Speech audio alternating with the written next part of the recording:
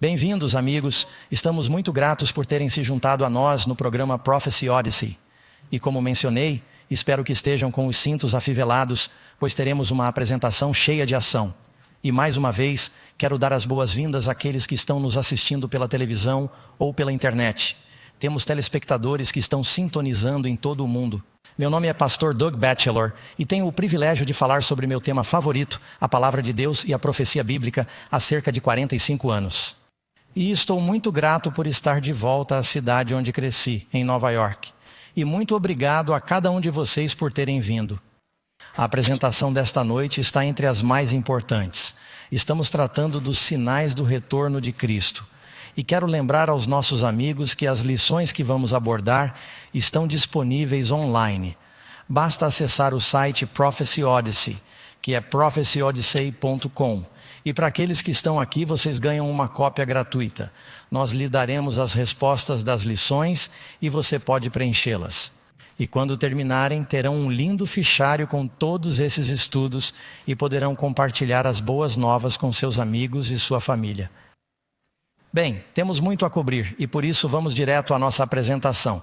Eu uso um tipo de método de pergunta-resposta. Jesus usou isso para ensinar. Portanto, vamos entrar na pergunta número 1 de nosso estudo desta noite sobre os sinais da volta de Cristo. E algo aconteceu no ano do Senhor na Escócia, ao largo da costa. Na cidade de Imat, eles haviam passado por uma terrível tempestade. Por causa da tempestade, ninguém pôde pescar por vários dias. E todos estavam amarrados nas docas, na costa. Agora, eu só quero dizer ao nosso pessoal de tecnologia, aqui vamos nós, muito bem, estamos trabalhando agora. Todos estavam amarrados na costa e não podiam sair para pescar. Bem, esse é o principal meio de vida deles. Então, finalmente, houve uma pausa na tempestade, em outubro do ano do Senhor, e todo esse porto estava cheio de barcos de pesca. Todos os pescadores saíram e começaram a se preparar para sair para pescar e tentar ganhar algum dinheiro novamente e sair para pescar. Mas o capitão do porto costumava observar os instrumentos meteorológicos. Ele hasteou a bandeira da tempestade e disse às pessoas: "E não saiam, a pressão barométrica está caindo. Parece que ainda há uma forte tempestade lá fora." Mas os pescadores viram que seus amigos estavam indo e um deles disse: "Eu vou. Dia claro, tempo calmo, tenho que pescar." E eles disseram: "Bem, se ele está indo, eu vou." E a maioria dos pescadores saiu naquele dia. Eles ignoraram os sinais de alerta dos instrumentos. Como resultado disso, não sabiam que estavam no olho de um furacão. E uma terrível tempestade varreu o Mar do Norte naquela época, e quase 190 pescadores foram mortos por causa disso. Eles ainda chamam isso de Black Friday em Imath. Todas essas famílias perderam seus pais, seus maridos e seus irmãos porque não deram ouvidos aos sinais de alerta. Na palavra de Deus, o Senhor nos dá sinais de alerta sobre o que está por vir. Jesus disse que sua vinda seria algo semelhante ao que aconteceu nos dias de Noé. Sabe, Deus disse a Noé que uma tempestade estava chegando. E Noé avisou o povo, e Noé se preparou. E muitas pessoas disseram: "Sabe, acho que Noé está certo, o mundo é muito perverso." Mas eles olharam e não viram nenhuma chuva. E mesmo tendo visto os sinais, o céu ficou negro com todos os pássaros que vieram para a arca e todos os animais vieram, os limpos e os impuros. E todos eles, e pensaram: "Mas não há chuva." E eles esperaram até que Noé e todos entrassem na arca. E então a chuva começou depois que a porta foi fechada, e já era tarde demais. Jesus disse: "É assim que será no dia em que o Filho do Homem vier." Deus nos dá a profecia para salvar. Noé era um profeta e queria que as pessoas fossem salvas por meio dela. No livro de Amós, capítulo 3, versículo 7. Diz: "Certamente o Senhor Deus não fará coisa alguma, mas revela o seu segredo aos seus servos, os profetas." Agora, observe a história da Bíblia sempre que Deus está se preparando para fazer algo significativo. Como o dilúvio nos dias de Noé, ou quando ele estava prestes a libertá-los da escravidão do Egito, ele enviou um profeta. Qual era o nome dele? Moisés. E antes do cativeiro na Babilônia, havia Isaías e Jeremias. Antes da primeira vinda de Jesus, quem foi o grande mensageiro que veio? João Batista. Portanto, sempre que temos esses eventos críticos na história, Deus diz: Certamente o Senhor Deus não fará nada, ou seja, nada de grande importância, mas enviará um profeta para preparar, advertir, cortejar e conquistar pessoas. Você acha que Deus enviaria profecias para nos ajudar a nos prepararmos para a segunda vinda e o fim do mundo? Bem, Ele certamente o fez. Vamos falar sobre isso hoje à noite. Mas você sabe, sempre achamos interessante quando fazemos um seminário como esse, a tirar um tempinho para ir às ruas e receber algumas opiniões do que chamamos de homem da rua. O que as pessoas pensam sobre o fim do mundo e como ele pode acabar. Então vamos para a tela e ouvir alguns dos comentários que chegaram. Acredito que o mundo vai acabar, quero dizer, é uma realidade. Se olharmos para a ciência como uma causa, quero dizer, eventualmente ele seguirá seu curso como planeta. Quando? Provavelmente em um tempo significativo a partir de agora. Não acho que o mundo vai acabar amanhã. Tenho certeza de que um dia acabará.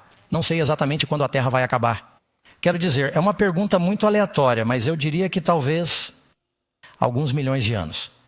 Com certeza, está chegando. Lucas 21, versículo 10 a 19. Não acho que o mundo vai acabar, mas... Quero dizer, sou cristão. Sim, acho que o mundo vai acabar um dia. Sim. Sabe, será que vamos para o inferno? Nós vamos para o céu. Eu sei que vou para o céu. O que levaria este mundo ao fim? O ódio, o nuclear, a poluição. Talvez Satanás, não sei. Eu vou optar pela mudança climática. Provavelmente apenas guerra, política, algo do gênero. Pessoas discutindo e causando destruição nuclear. Voltando sim, é claro, como um verdadeiro cristão. Não.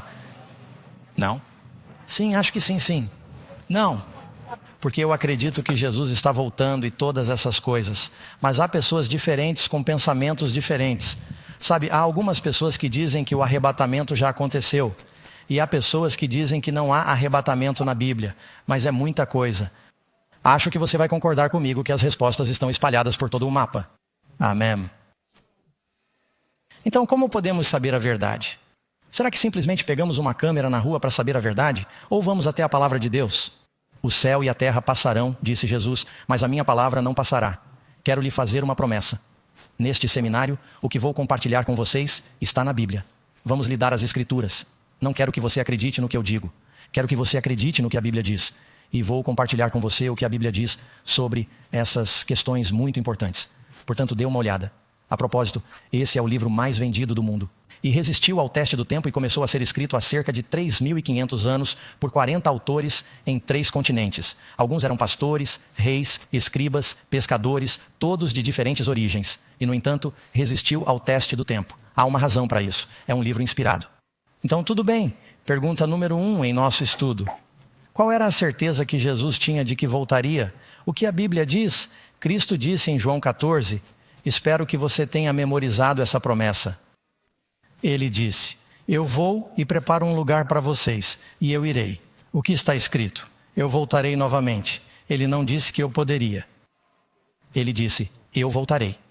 Agora, lembre-se de que Deus disse a Adão e Eva que um Salvador viria.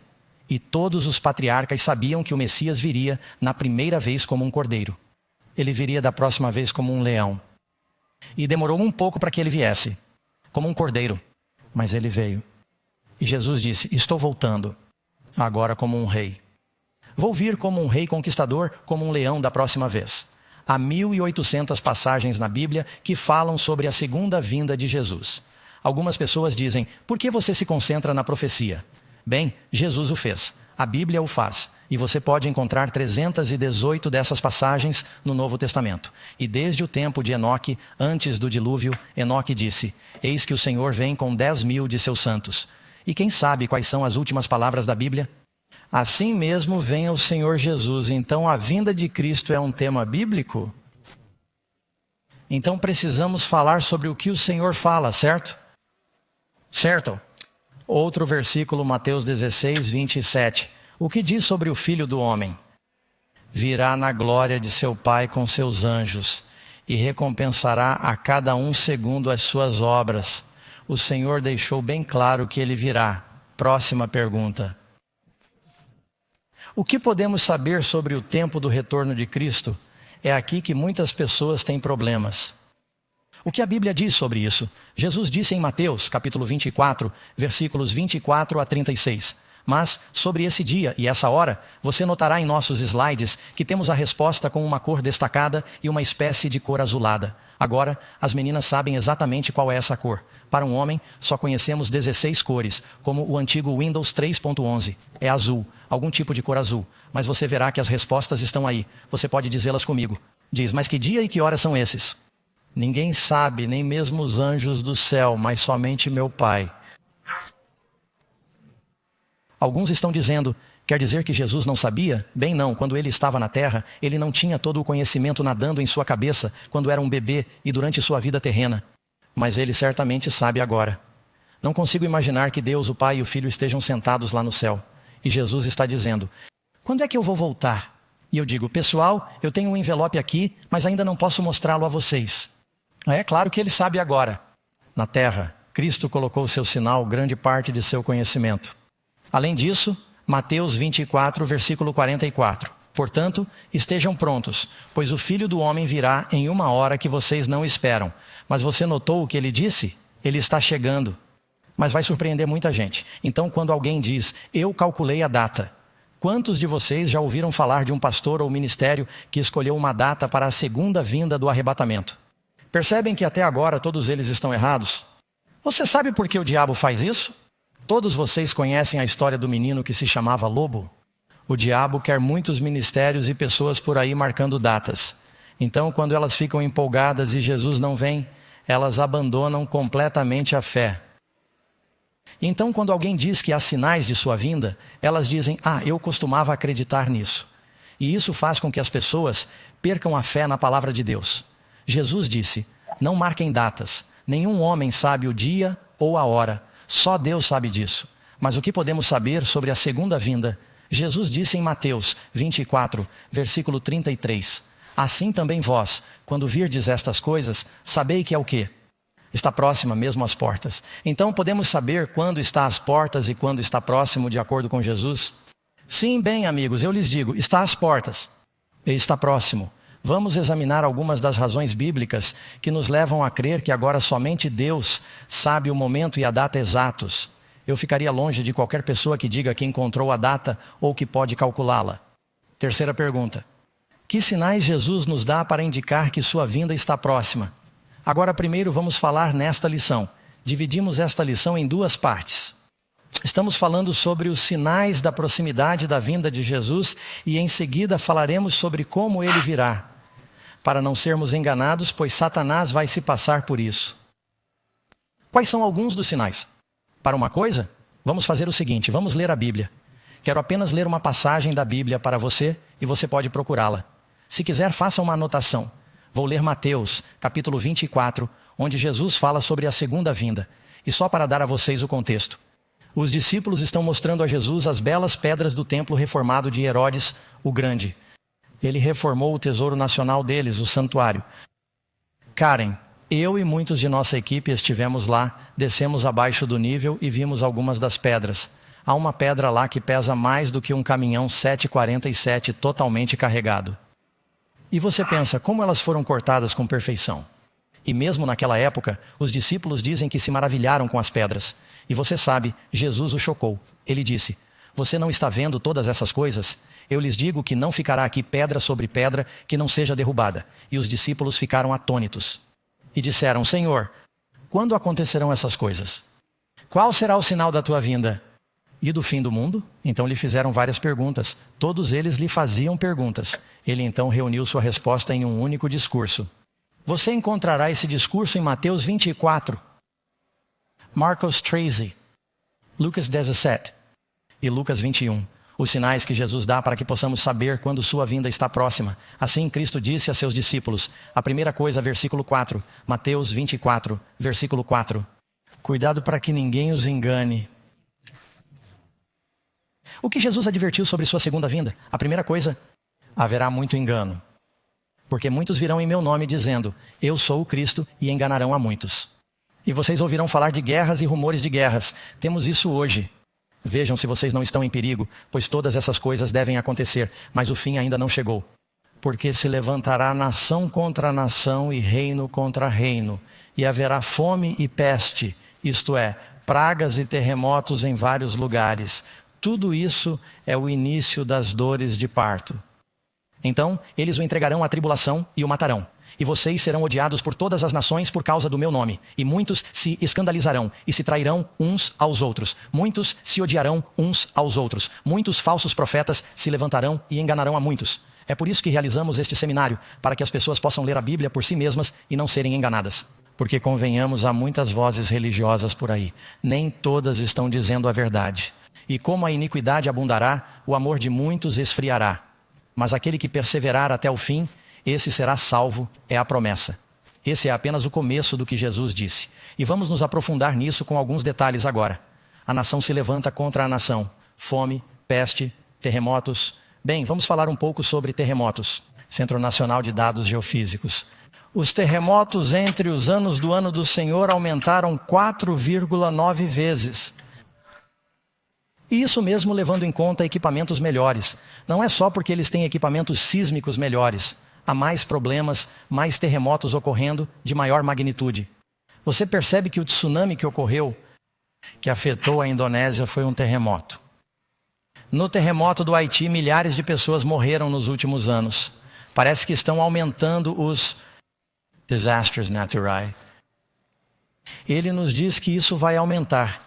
Ele disse que, de acordo com a BBC, o número de desastres relacionados ao clima aumentou em um fator de 5 em 50 anos. Agora, esse não é um relatório religioso. Trata-se de um relatório de uma companhia de seguros sediada em Munique. E eles querem saber como fazer um seguro. E eles analisam os desastres naturais, porque quanto mais desastres, mais dinheiro eles perdem. E eles percebem uma tendência. Não se trata de uma organização religiosa. Já notaram que a tendência é de aumento das catástrofes geofísicas, meteorológicas, hidrológicas e climatológicas? E com mais pessoas no mundo são afetadas por elas. Jesus disse que haverá pragas, pestilência, a mesma palavra. Alguém se lembra de algo que aconteceu entre os anos 19 e 23? Uma praga global. Praga global. E não foi a mais mortal. Voltemos a 19 e 18. Entre 30 e 50 milhões de pessoas morreram de gripe espanhola. E você sabe, é claro, que os líderes nessa área estão dizendo que pode haver algo pior no horizonte. Jesus disse que essas coisas vão se acelerar nos últimos dias. E milhares de pessoas morreram em decorrência do surto de ebola em 21/11. E sabemos que a Covid-19 paralisou o mundo por um tempo. Jesus nos dá outro sinal dos últimos dias. Ele disse que será como nos dias de Noé, que por causa da dureza do coração das pessoas, o amor delas esfriará e haverá mais violência. Sei que vocês são boas pessoas, mas nem todos na cidade de Nova York são tão bons quanto vocês. E Karen e eu estávamos assistindo ao noticiário ontem à noite. Alguns de vocês viram que era apenas um homem qualquer. Foi até lá e bateu em uma mulher idosa, que ele não conhecia, derrubou-a na rua e foi embora. Isso é chamado de violência louca. Jesus disse que esse seria um dos sinais, como aconteceu nos dias de Noé. O que diz sobre os dias de Noé? Você pode ler em Gênesis que a terra era corrupta diante de Deus e da violência. Agora deixe-me dizer uma coisa, é um problema pessoal meu. Todo mundo está tentando descobrir por que há tanta violência? E não estou dizendo que a multiplicação de armas e de armas mais mortais não seja um fator, mas acho que é algo ainda maior. Se você tem uma sociedade que se diverte com a violência, se você tem uma geração de jovens que cresce jogando jogos que envolvem atirar em personagens digitais, eles logo perdem a separação entre ficção e realidade.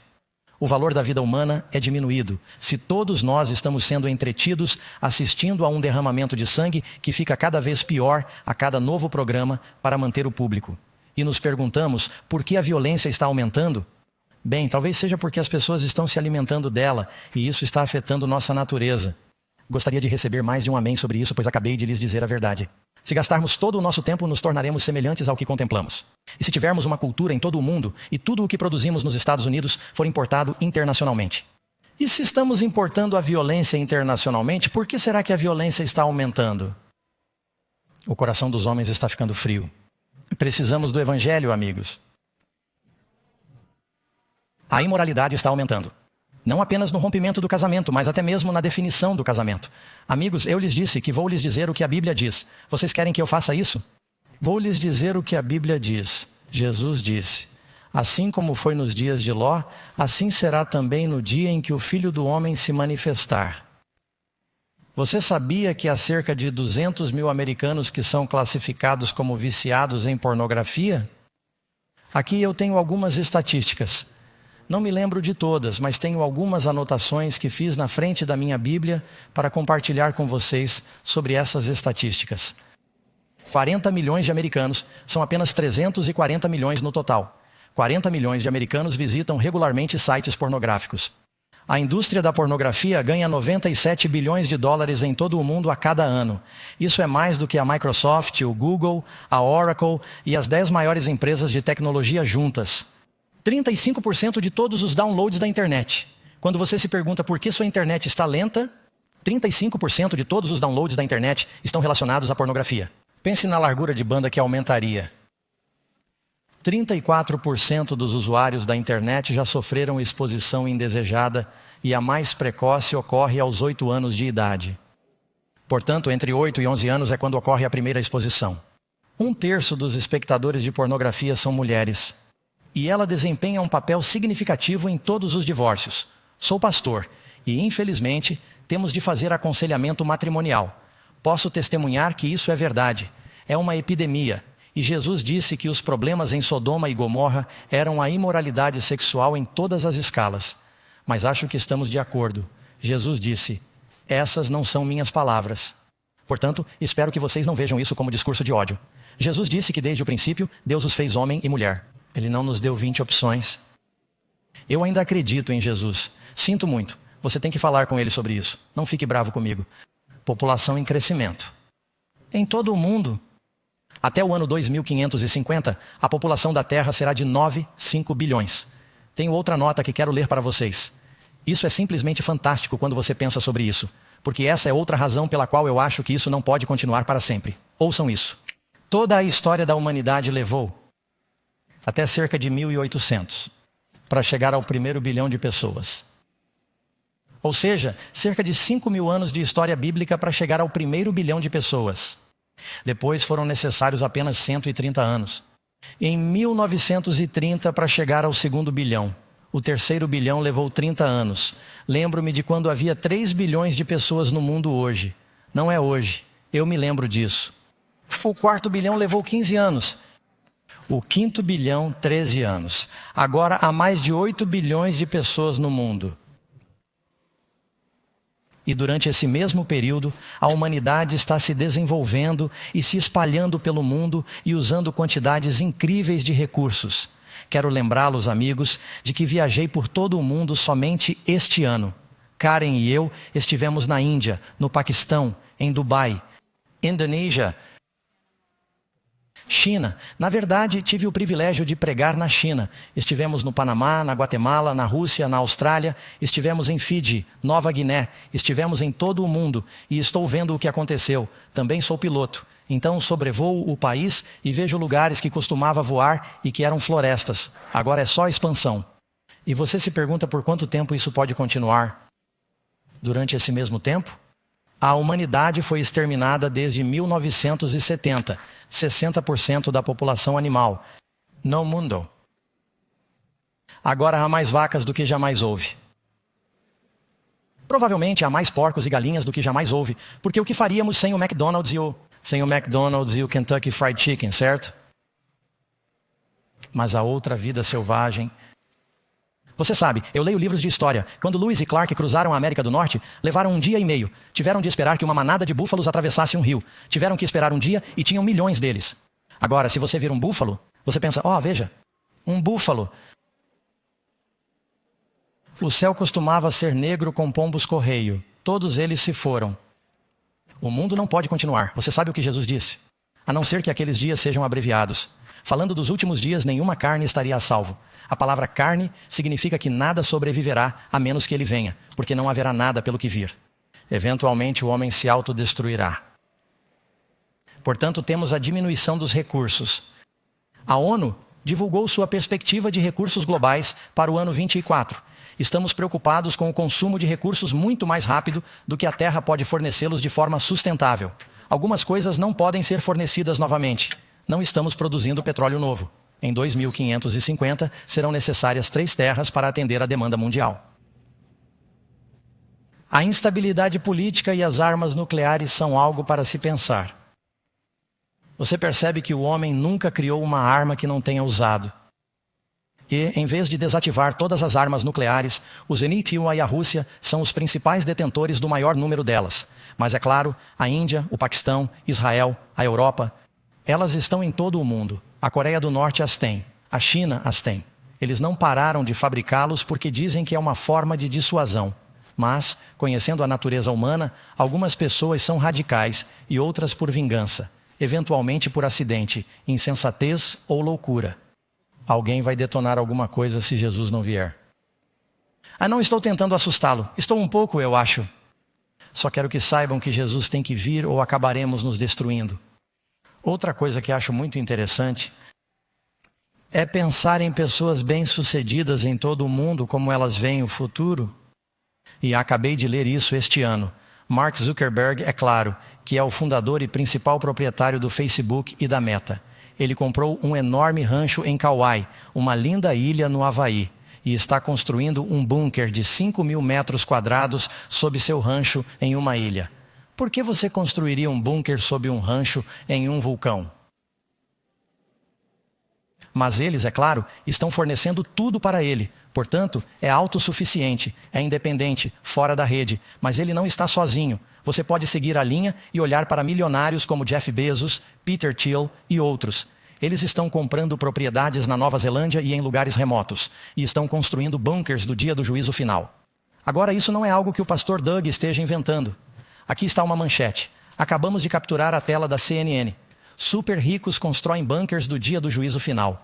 E esta é uma foto de silos de mísseis desativados. Acho que é em Dakota do Norte. Há centenas deles. E agora eles estão bem fortificados. Estão no meio do nada. Estão sendo vendidos para pessoas muito ricas que os estão equipando. Eles têm grandes portas de aço. Estão equipando-as para que uma pessoa possa sobreviver a terremoto, agitação social. Talvez um pequeno asteroide, uma guerra nuclear. Eles têm purificação de ar autônoma. São muito inteligentes. Alguns deles são muito bonitos. Alguns deles têm silos de mísseis com 20 andares de altura. Vocês já ouviram falar de arranha-céus, é claro, na cidade de Nova York. Esses não são arranha-céus, são raspadores de terra, eles descem. E estão construindo apartamentos lá embaixo. E são completamente independentes. Agora, empreiteiras privadas estão construindo esses edifícios. Eles têm piscinas. E eles têm quartos, comida e geradores. E o dinheiro é incrível. Agora, por que os bilionários fariam isso? Você acha que talvez eles sejam bilionários porque são inteligentes? Alguns deles tiveram sorte. Eles estão observando as condições do mundo e dizem, precisamos de um plano B. Durante anos, acho que a National Geographic teve um programa chamado Doomsday Preppers. E eles sempre tiravam sarro dessas pessoas que andavam pelo país com seus chapéus de papel alumínio e suas armas e falavam sobre o fim do mundo. Mas agora, não são essas pessoas, amigos. São as pessoas que pensam. Que percebem que estamos no limiar do que pode ser catastrófico. E estão se perguntando, como podemos nos salvar? Bem, amigos, esta reunião vai lhes dizer como vocês podem ser salvos. E não será um bunker do dia do juízo final. Será um abrigo. E o Senhor é o nosso abrigo. Ele é o meio pelo qual sobreviveremos. Ele é uma rocha poderosa em uma terra cansada. Amém. 1000 podem cair ao seu lado, 10.000 à sua direita, mas não chegarão perto de você. Esse é o Salmo 91. Porque você fez do Altíssimo a sua habitação. Nenhuma praga chegará à sua morada. Deus pode protegê-lo durante tudo isso. Agora, eles não estão apenas procurando bunkers e descendo no solo, mas esses bilionários também estão procurando subir no céu.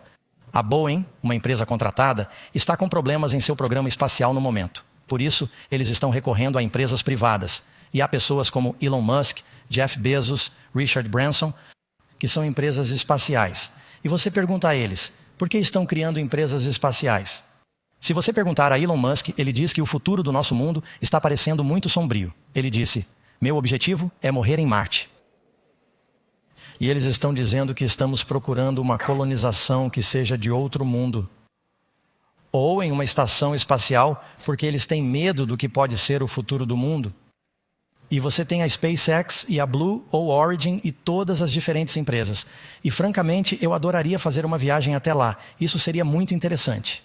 Aqui estão algumas das outras razões pelas quais eu acho que Jesus está chegando em breve e que me deixam muito animado. Aumento do conhecimento. Você sabia que a Bíblia previu isso? Você leu em Daniel, capítulo 4, versículo 4. O profeta disse: "Mas tu, Daniel, o anjo que falava a Daniel, encerra as palavras e sela o livro até o tempo do fim. Muitos correrão de um lado para outro e o conhecimento aumentará." Observe que ele não disse que a sabedoria aumentará, porque as pessoas não são muito mais sábias. O conhecimento, assim como a tecnologia, aumentou. Se eu pegasse meu smartphone e o mostrasse ao apóstolo Pedro e dissesse: "Pedro, venha cá, quero lhe mostrar uma coisa. Sei que você está em Israel, Paulo está em Roma neste momento. Você gostaria de falar com ele?" Isso teria surpreendido só o telefone. Então você quer olhar para ele enquanto fala com ele. Você quer fazer upload de uma receita para ele? Talvez você queira fazer uma chamada com Zoom com toda a igreja. Gostaria de dar uma olhada no Google Maps e ver como chegar lá o mais rápido possível? Eles pensariam que você é uma bruxa. Certo? Sabe, meu avô nasceu na cidade de Nova York. De fato, ele nasceu no Harlem. Havia muitos judeus no lado da minha mãe, que é toda judia. E ele nasceu à luz de velas. Meu avô andava a cavalo.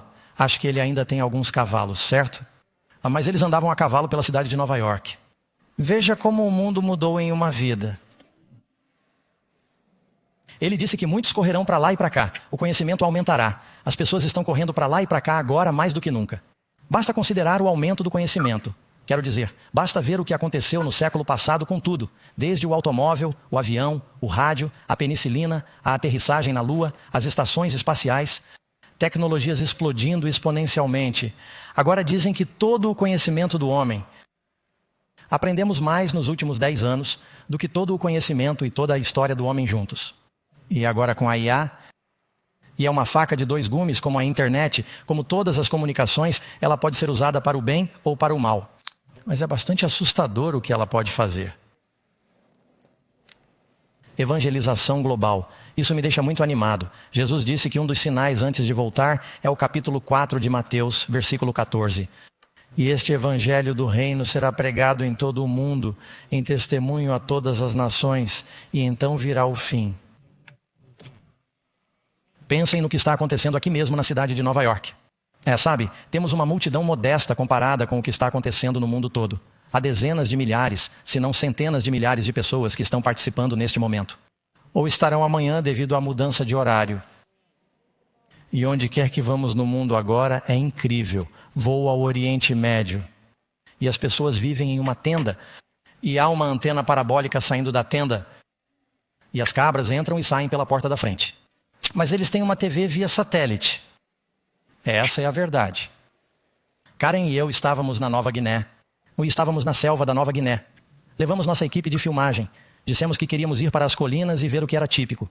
Típica cabana nativa com um jardim. E finalmente encontramos essa pessoa. E por meio de um tradutor dissemos: "Bem, eles se importam se formos fazer um pequeno vídeo?" E eles falaram com ele em inglês pidgin. E eles disseram que não, que ficariam felizes se vocês viessem. Então, Karen, eu e nossa equipe saímos do carro enquanto passávamos pela senhora da casa. Ela olhou para mim e sua boca parecia ter visto um fantasma. Ela começou a bater em sua boca bem rápido e pidgin, e parecia aterrorizada. O tradutor veio e disse: "O que ela assiste aos seus programas toda semana. Ela nunca sonhou que vocês estariam em seu país. Ela nunca sonhou que vocês estariam no jardim da frente dela." E nós lhe demos um grande abraço. Foi uma experiência muito legal, mas é como ir ao redor do mundo e ver fatos incríveis. Sabe, nós somos um ministério. Há outros cristãos fazendo isso. Jesus disse que o evangelho irá adiante e então virá o fim. Ele não disse que poderia chegar. Ele não disse que todos acreditariam. Ele disse que o evangelho será levado como testemunho. Portanto, eles têm uma oportunidade. Tudo o que está acontecendo na cidade de Nova York esta noite, vocês decidiram vir e ouvir o que realmente importa na vida. Como viver para sempre? E qual é o propósito da vida? Obrigado por terem vindo. Esse evangelho é pregado em todo o mundo. Ele está acontecendo agora. Hoje, quase com a internet global instantânea, comunicação via satélite, smartphones, viagens internacionais rápidas, o cumprimento dessa profecia está ao alcance desta geração. Amigos, número 4, que manhã solene Jesus dá sobre sua segunda vinda. Porque muitos virão em meu nome, dizendo que eu sou o Cristo. E bem, que enganar, queremos evitar ser enganados. Ele disse, Jesus diz, Mateus, o falso Cristo e os falsos profetas se levantarão e mostrarão grandes sinais e maravilhas para enganar. Se possível, até mesmo a falta, sinais e maravilhas muito convincentes. Ele disse, estou lhe avisando com antecedência. Jesus disse, estou profetizando, estou lhes dizendo. Portanto, se disserem, vejam, ele está no deserto, pode ser no Oriente Médio. Não saiam, vejam, ele está em salas internas. Não acreditem nisso. Porque quando Cristo vier, ele diz, será como um relâmpago. Todo mundo vai saber, certo? Não sei se você já conheceu um falso Cristo. Provavelmente, se você mora na cidade, já conheceu vários. Quando eu morava nas montanhas, em uma caverna, estava vivendo como um eremita por cerca de 1 ano e meio. Um dia, no pátio de minha caverna, chegou um caminhante. E o cara tinha cerca de 1,80 m de altura. Um homem bonito, cabelos ruivos na altura dos ombros, barba, olhos cor de avelã. Não havia ninguém lá em cima além de mim. Ele se sentou e conversou comigo por 1 ou 2 minutos. E então ele disse, eu sou Jesus. Bem, no começo eu pensei, eu tenho alguns amigos espanhóis chamados Jesus. Talvez ele quisesse dizer que eu sou Jesus. Então perguntei um pouco mais. Ele disse que não. Eu sou Jesus. Isso me deixou um pouco abalado, pois comecei a ler a Bíblia há pouco tempo. E então pensei, estou aqui nas montanhas com Jesus ou com alguém louco. E pensei, o que devo fazer? Pensei que se for Jesus, não quero ferir seus sentimentos. Portanto, fui um pouco cauteloso em minha resposta. Agora, se você é Jesus, você não disse que quando vier será nas nuvens e todos verão? Ele disse, bem, sim, isso é para a maioria das pessoas, mas estou vindo especialmente para preparar algumas outras pessoas. Ele conhecia sua Bíblia, tinha uma resposta para tudo. Mas eu sabia que algo não estava certo, especialmente depois que ele ficou comigo por 3 dias, comeu toda a minha comida e não fez nenhum trabalho. Eu sabia que Jesus não faria isso. Então eu o expulsei, tive de despejar Jesus. Alguns dias depois, eu o vi em Palm Springs e ele havia encontrado um apóstolo. Esse hippie alto o estava seguindo. Esse é Jesus. Alguns dias depois, eu o vi novamente na cidade e ele estava sem o dente da frente. Eu me senti muito mal por ele, mas me senti bem por mim porque pensei, eu sei que Jesus tem todos os dentes. Naquele momento eu tinha certeza de que não era Jesus. Mas os falsos cristos dos últimos dias serão muito convincentes. Eles não serão apenas pessoas perturbadas. Número 5. O que impedirá que os justos sejam enganados? Qual é a resposta, amigos? A palavra de Deus, a lei e o testemunho. Isso significa a lei e os profetas, a palavra de Deus, o Novo e o Antigo Testamento. A lei e ao testemunho. Se eles não falarem de acordo com essa palavra, é porque não há luz neles. Vamos mostrar a você, com base na palavra de Deus, como você pode separar o trigo do joio, o verdadeiro do falso. Amém. Tua palavra é lâmpada para os meus pés e luz para o meu caminho. Portanto, estamos falando agora, não apenas sobre a breve vinda de Jesus. Agora estamos falando sobre como ele virá. Deixe-me dizer porque isso é importante. Quando Jesus veio pela primeira vez como um bebê, onde estava o seu povo, a nação de Israel? Eles estavam todos prontos e esperando com faixas dizendo que ele estava aqui. Eles tinham a Bíblia? Eles tinham suas profecias. Será que eles entenderam mal as profecias? E não estavam prontos para a sua primeira vinda. Será que o diabo mudou? Ou é possível que ele faça isso novamente? E grande parte da igreja agora está esperando que Jesus venha de uma forma que ele não disse que viria. Portanto, eles não estarão preparados. O diabo está tentando enganar uma geração inteira de pessoas que se preocupam com a Bíblia, assim como fez antes. Portanto, elas não estão preparadas para a segunda vinda. Portanto, precisamos saber algo sobre como ele virá. A Bíblia diz que o próprio Senhor descerá. Estamos em 1 Tessalonicenses, versículo 16. Ele descerá do céu com um quê? Um brado com a voz do arcanjo na trombeta de Deus. Trombeta de Deus. Agora, deixe-me fazer uma pequena ressalva. Há cristãos bons, cheios do Espírito e voltados para o céu em muitas igrejas diferentes. Estão todos me ouvindo?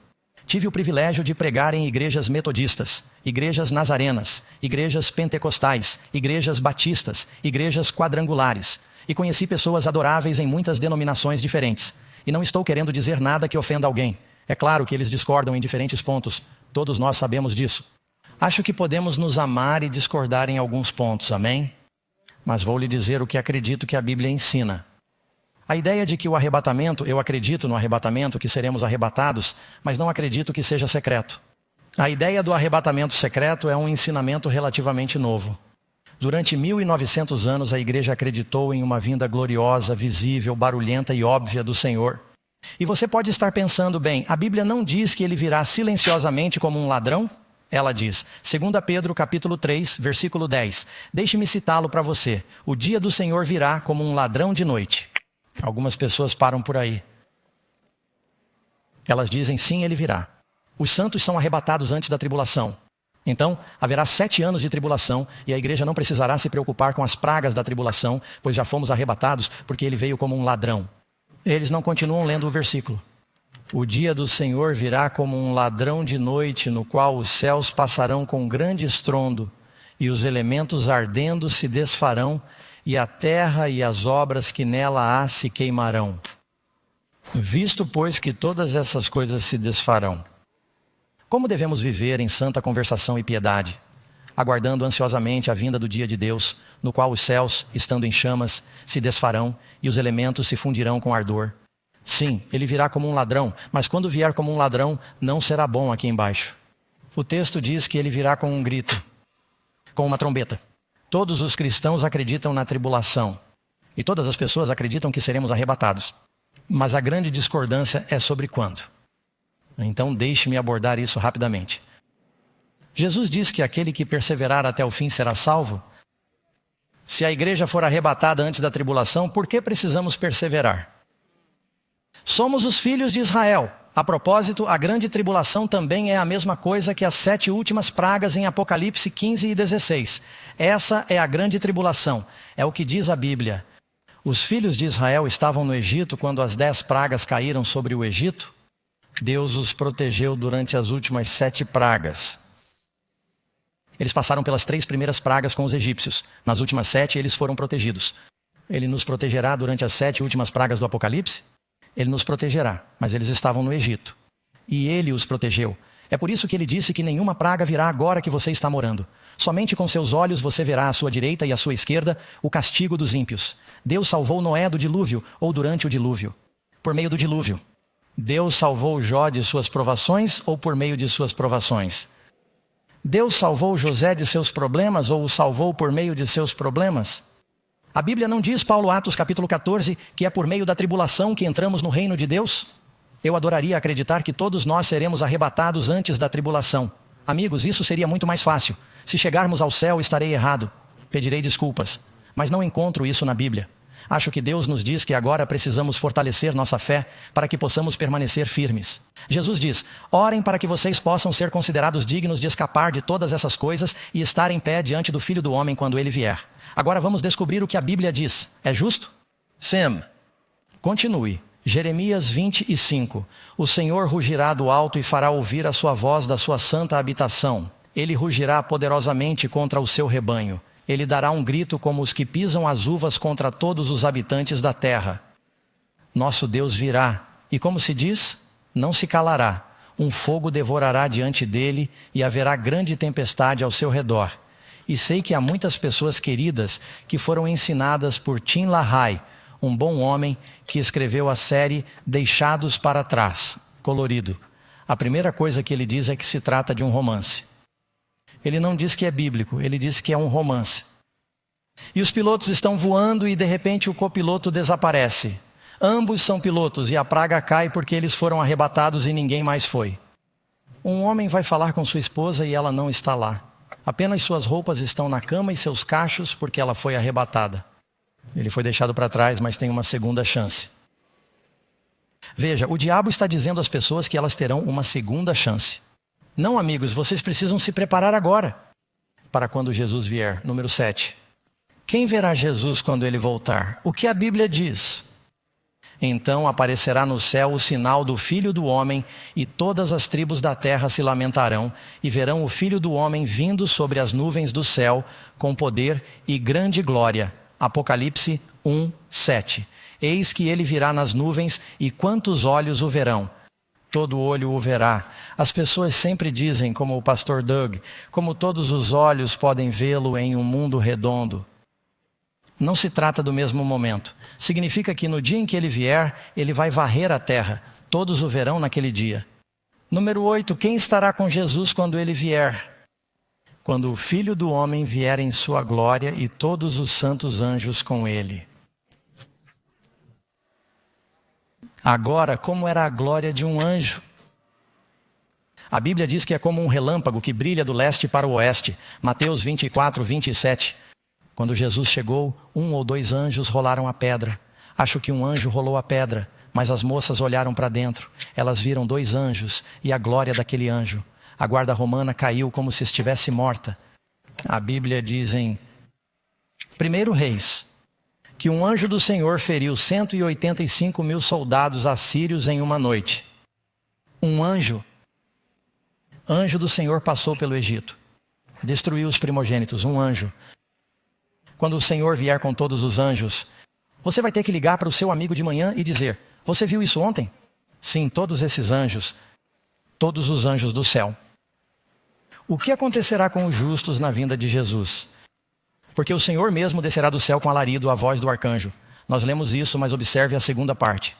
E os mortos em Cristo ressuscitarão. Há uma ressurreição. Os mortos em Cristo ressuscitarão quando Cristo vier. E se você ler em 1 Coríntios 15, ele está falando sobre quando isso acontece, na vinda de Cristo, na última trombeta. Pois a trombeta soará e nós sairemos em um momento, em um piscar de olhos, na última trombeta, a trombeta soará e os mortos ressuscitarão incorruptíveis. Temos corpos glorificados e seremos transformados. O 1 Tessalonicenses 4:17, seremos arrebatados. A Bíblia diz, em que direção iremos quando ele vier? Vamos para cima. Esse é o arrebatamento. Arrebatamento significa ser arrebatado. Significa ser levado com poder. Número 10. Que outras evidências físicas acompanharão a volta de Jesus? Você pode ver aqui. E houve ruídos e trovões e relâmpagos, e houve um grande terremoto, como um grande e poderoso terremoto nunca havia ocorrido. Esse vai ser de 55 graus na escala Richter. Diz que todas as ilhas desapareceram, as montanhas não são encontradas. Todo mundo vai saber sobre isso. Número 11. O que o brilho da vinda de Jesus causará aos vivos, que são iníquos. Agora você tem os mortos em Cristo e os vivos em Cristo são arrebatados. E quanto aos ímpios, o que acontece com eles? A propósito, ninguém aqui precisa estar nessa categoria. Você está aqui esta noite porque o Senhor quer que você esteja no primeiro grupo. Diz o texto. E para que vocês que estão aflitos tenham descanso conosco quando o Senhor Jesus se manifestar do céu com seus anjos poderosos em fogo flamejante, tomando vingança daqueles que não conhecem a Deus. A Bíblia diz que vai ser muito parecido. Eles fugiram da cidade e choveu fogo do céu. Acabei de ler isso para vocês em 2 Pedro capítulo 3. Mais uma vez, leia o que diz em 2 Tessalonicenses 2:8. Então aquele iníquo, o poder do anticristo, que o Senhor consumirá com o sopro de sua boca e fará o quê? E destruirá com o quê? O resplendor da sua vinda destrói os ímpios. Mas o povo de Deus, eles o buscarão com alegria. Número 12. O que os anjos farão na segunda vinda de Jesus? Cristo prometeu que enviará seus anjos com o som de uma trombeta. Essa mesma trombeta, e eles reunirão seus eleitos dos 4 cantos do céu. Isso significa norte, sul, leste e oeste. Ele envia seus anjos para reuni-los. É assim que todos os olhos o verão. E com os mortos em Cristo, nós estaremos juntos. Haverá a maior reunião da história quando o Senhor vier. Como estamos vivendo pouco antes da segunda vinda de Jesus. E como devemos nos relacionar com esse evento solene? Qual deve ser a nossa atitude, amigos? Portanto, também, estejam prontos. Ele disse para nos prepararmos. Quantos de vocês sabem que estarão vivos amanhã? Não estou tentando assustá-los, mas vocês sabem. Nem todo mundo recebe um bilhete do médico. Às vezes somos surpreendidos. E alguém perguntou a um rabino judeu: qual é o melhor momento para se arrepender? E ele disse: no último dia de sua vida. E o homem disse: bem, e se você não souber qual é o último dia? O rabino disse: exatamente. Hoje, Jesus disse, se você ouvir a voz dele, não endureça seu coração. Esteja pronto. Viva em uma atitude de: estou caminhando com o Senhor agora. E vocês podem ter essa experiência esta noite, amigos. Basta vir como você é para Jesus. Como as pessoas serão recompensadas na segunda vinda de Jesus? Há apenas 2 grupos, amigos: vida e morte. Bons e maus, salvos e perdidos. Deus quer que você tenha vida. Um grupo. Apocalipse 22. Eis que venho sem demora, e o meu galardão está comigo para dar a cada um segundo a sua obra. Agora, espere um segundo, pastor Doug. Pensei que fôssemos salvos pela graça. Você é. E quando você se aproxima de Jesus como você é, Ele perdoa todos os seus pecados. Você pode orar esta noite e dizer: Senhor, perdoe-me, quero ir até o Senhor. Não sei como viverei amanhã, mas estou indo até o Senhor agora. Ele o aceitará, Ele o perdoará. E então o ajudará a viver uma vida diferente. E suas obras mudam quando seu coração muda. Portanto, as obras indicam que a vida mudou. Você não é salvo pelas obras, você é salvo pela graça. Mas essa graça salvadora mudará suas ações. Número 15. O que os ímpios dirão quando Jesus vier? Resposta: os ímpios. Apocalipse 6:6. Eles dizem às montanhas e às rochas: caiam sobre nós e escondam-nos da face daquele que está sentado no trono e da ira do Cordeiro. Geralmente não se pensa em Jesus, no Cordeiro de Deus e na ira. Algumas pessoas dizem: gosto mais do Deus do Novo Testamento do que do Deus do Antigo Testamento. Amigos, é o mesmo Deus. Você tem a graça no Antigo Testamento. Temos a ira no Novo Testamento. Há pragas no Antigo Testamento. Há pragas no Novo Testamento. A salvação no Antigo Testamento. Você tem salvação no Novo Testamento. É tudo o mesmo Deus. E Ele quer que você seja salvo. Ele está desesperado para que você seja salvo. Eles vão dizer: quem pode ficar de pé?